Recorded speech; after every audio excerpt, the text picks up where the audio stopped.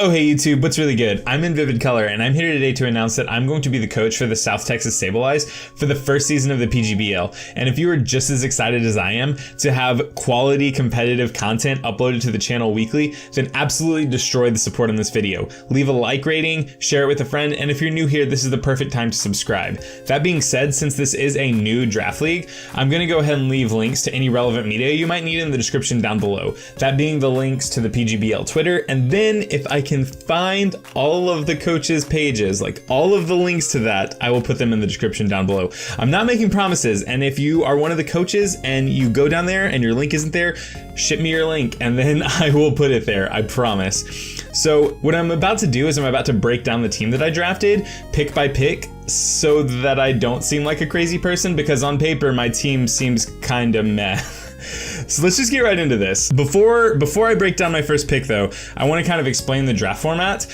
We were each required to draft 1 Mega, 1 OU Pokemon, 2 UU Pokemon, 2 RU Pokemon, and 2 NU Pokemon. Then we had 400 free agent points to spend on any Pokemon we want. If you picked a Mega that wasn't in the OU tier, you got points added to your free agent pool, but if you picked an OU Pokemon that was an Ultra Beast or a Pokemon that had Beast Boost, you got points deducted from your free agent pool. So going into this, I realized that I was pick 10, so that meant that a lot of powerful Pokemon were going to be taken just right from the get-go. So I was pick 10 out of 12, and since it was a snaking draft, that meant I was pick 10 on the way down and then pick 3 on the way up. So not awful position, but not great. But for the first pick, I wanted to pick something that was universally powerful, and then I did the exact opposite of that. I wanted to pick something you didn't have to build around very hard, and then I picked something that is 100% a synergy Pokemon. I wanted to pick something like Tapu Lele or Mega Sableye or Mega Scizor, just something fantastic, and then I picked Pelipper. So you might be saying, Vivid, why would you pick Pelipper first? It's got a 4 times weakness to electric attacks. I would just say, I don't know, man, I like rain teams. I'm awful. This has to be terrible in draft format because it makes my team very predictable, because you can almost guarantee that each week I'm going to bring some component that has to do with rain, so I can be more easily countered than I should be able to be, I guess is why it's not as good as it sounds. I don't think it even sounds good. So my first pick was Pelipper, and I know that Pelipper can be kind of bulky, and it sets up the rain, and it also has 100% accurate hurricanes. It has a little bit of utility in the fact that it can set up Tailwind, which is digging a little deep, but it can defog, which is also good. And then rain boosted Scalds are gonna hurt, and they can cripple physical attackers. So it's not the best thing ever, but I think Pelipper has merit. So moving into pick 2, I knew I needed something that kind of, I had to like distract my attention from this camera real quick because my list is over here and I don't know the order I drafted things in off the top of my head. But moving into round 2, I wanted something that could kind of synergize with Pelipper, and I know that when you're playing in a draft league, you have all these boxes that you need to check off, right? You need something that can be a setup sweeper, you need something that can remove hazards, you need something that can set up hazards. So I like it when my hazard setters can also remove hazards, so I just went straight for Fortress. It wasn't taken, and it is pretty good with Pelipper, right? Fortress's only weakness is fire. Fire's power gets reduced in the rain. It's good. I mean, I think it's really good. Scizor is really good with Pelipper, so why not Fortress? I mean, Scizor's offensive and Fortress is not, so you can make that argument. But it also has really good defense. It can set up, I think it can set up all of the hazards. Can it? Let me check. I'm pretty sure Fortress can set up spikes, toxic spikes, and rocks all in one go. Let me hold on, wait. All right, rocks, spikes, and toxic spikes, yeah. So it also gets Rapid Spin, which is incredible. It gets Gyro Ball, which can kill fairies, and it gets Volt Switch. So it gives me a little bit of Volt Switch initiative, especially since Pelipper gets U-Turn. So then we have like a Volt Turn core going, and I think that it was a really good pick. Especially since I spent my round 1 pick on Pelipper. So moving into round 3, I wanted something that could pass wishes, even if this Pokemon's not the best wish passer, it can pass wishes, it can stop Pokemon from setting up because it has the unaware ability, and it works as a cleric because I think it gets aromatherapy and what's the other one? there's aromatherapy and hillbale. I think it's both of them. And by just saying all those things, you probably know that my third pick was Clefable. It gives me a relatively strong fairy type. It can be a setup sweeper of its own with Calm Mind. It can switch into a lot of special attacks, and just based on the fact that it has Unaware means that I can stop Pokemon from just entirely setting up and sweeping my team. So I thought Clefable was a nice addition to this team, and I think that so far I've been drafting, like, I realized after pick 1 that I made pretty poor decisions, and then I tried to make up for those poor decisions every pick after that. Because to be honest, I probably could have picked up Pelipper maybe round 3 or 4, and it wouldn't have been very hard. It would not have been very hard. So round 4, I decided I needed to dip into my free agent pool, which meant that I had a pull of 400 points, right? So I needed to spend 180 of them to snatch up Garchomp, because I think Garchomp also synergizes really well with Pelipper, which has been something that I'm realizing that I've done. Every pig is trying to synergize with Pelipper now. That being said, maybe my team will just be really synergistic and I'll sweep the entire league. It also gives me another Stealth Rock user, and it can be very, very bulky. Bulky Garchomp was kind of the bane of 6th gen, right? Bulky Garchomp can just hold a Rocky Helmet. You can set up your Stealth Rocks. You can have Earthquake, Poison Jab, Fire Fang. And it's really good. Garchomp, I think Garchomp gets Roar. Does Garchomp get Roar? I'm looking up these Pokemon as I'm talking about this so that I don't sound like an idiot and say something wrong. I feel like Garchomp, no, it gets Dragon Tail. That's what I'm thinking of, because I knew Garchomp could phase things out. So my Garchomp can be Scarfed, Banded, Assault Vest, Leftovers, Rocky Helmet. Garchomp is just very, very versatile, and it gives me, I think, a lot of options, and it's also completely immune to electric type attacks. So it gives me a good switch in from Pelipper if they switch into an electric type Pokemon. We've been talking non-stop. Let me catch my breath and take a drink. I gotta stay teed up. I don't know what you want to call it. I'm just sitting here and casually drinking my chai green tea. So, something else I would like to mention is that my first 3 picks were all Pokemon that can set up hazards. Fortress can set up any kind of hazard except sticky webs. Clefable can set up rocks. Garchomp can set up rocks. So I think we're heading in a pretty good direction for hazard stacking. Moving on past Garchomp, I decided that round 5 I needed to pick something that synergized with Rain a little bit harder than just, oh, I'm immune to electric, or oh, now that fire is weaker, I'm better. So I picked up Kingdra. My plan was to kind of pick the Rain Sweepers much, much later, because I didn't think they would go very early, but I didn't really want Kabutops. Not yet, at least, depending on how the draft shaked out. I didn't want Amistar, and I knew that Kingdra was the Rain Sweeper I wanted, but Kingdra is also just kind of, I wouldn't say universally good, but Kingdra can fill a lot of roles on a lot of teams, and it has a really good typing. So I wanted to go ahead and snatch up Kingdra, so I did that. I can almost guarantee you that Kingdra is going to be one of the MVPs on my team, assuming that it comes out in the rain. There's so many Kingdra sets you can use that it's kind of bananas. So I can have my Kingdra hold a Water EMZ, and a Water EMZ Hydro Pump in the rain is going to obliterate everything. I can have it hold Choice Specs, and it's kind of like the same thing, except you would probably click Surf more often than not because accuracy is an issue. And also just having access to Choice Specs Draco Meteor on Kingdra when its speed is doubled in the rain seems really, really strong. Let me backpedal a little bit. One of the reasons I wanted to pick Pelipper from the beginning was that Swift Swim Pokemon do something that is kind of inherently broken. And in draft format, I know that it's important to acknowledge your speed tiers. So for instance, I think my fastest Pokemon is, we haven't got to it yet, but we'll discuss it when I do. Its base speed is 105. So if my fastest Pokemon's base speed is 105, that means there are a million things that outspeed me and that can hit me for a lot of damage really quick. So with Rain Up and Swift Swim users, now I don't have to worry about that because I have Pokemon that outspeed anything in the tier, including Scarf Pokemon. So that little aside, that's just the reason I picked up Kingdra. I realized that I could have picked up Amistar and Kabutops, but I think that they're just not as good as Kingdra because 1, their typing is worse, and 2, you have to work a little bit harder for both of them for them to be great. There are other Swift Swim users like, I was about to say Toxicroak, that's not it. Seismitoad. Seismitoad, I think Beartic gets Swift Swim, but I wanted something that could specifically abuse a relatively high special attack or attack stat and just hit really hard in the rain at blazing fast speeds. So moving in to pick 6, I acknowledge that one of the problems that rain teams have is with fast electric types, and also you have problems with bulky water types. Because, for instance, let's say that I send my Kingdra out against a Vaporeon. The chances are, if depending on how this Vaporeon is EV'd, I'm not going to be able to knock it out with a let's say a Dragon Pulse with a Draco Meteor, and then I'm kind of stuck in with assuming that it's a Choice Scarf Kingdra, right? So assuming I have a Choice Scarf Kingdra and I'm sending it out against any bulky water type, Suicune, Vaporeon, Milotic, Tentacruel, I'm just not getting anywhere. I'm not getting anywhere productive. So I need some way to deal with bulky water types, and normally that is a fast electric type, but right before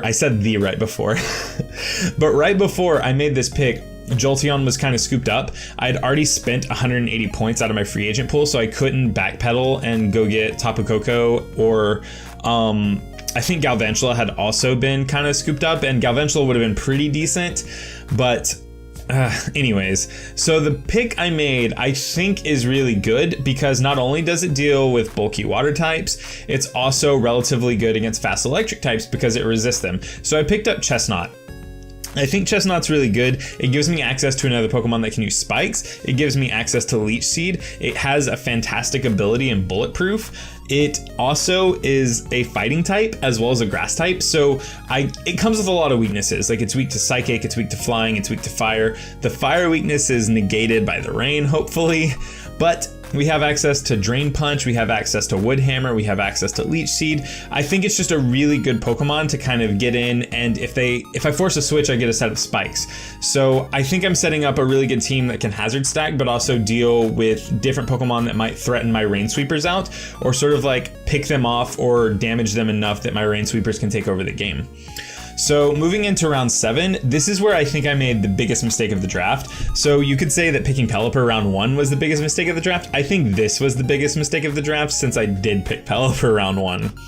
So I still needed an electric type, and I realized that Magneton was still open, so I picked it up because it has the Magnet Pull ability, so I can trap steel types, even though that's not quite as fantastic as it would be because ideally Rain's going to be up for most of the turns during any battle I'm participating in, so I don't just get to blow steel types away with Hidden Power Fire.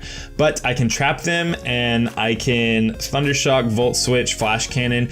I thought Magneton had a lot of utility. I can Choice Scarf it, I can Choice Specs it, I can Eviolite it, and it can be relatively bulky.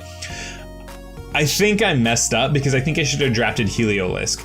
So moving forward, once we are able to make trades or pick up other free agents or whatever it is we're allowed to do, I don't think that's been fully discussed yet, I'm going to try and swap Magneton for Heliolisk. Heliolisk is faster, so it's going to outpace a lot of things. It has dry skin, so it actually synergizes with the rain. And on top of that, it is very, very hard hitting. A Hyper Voice from a Heliolisk is no joke and is only resisted by Steel and Rock types. So for those reasons, I think picking Magneton was a little bit of a misplay.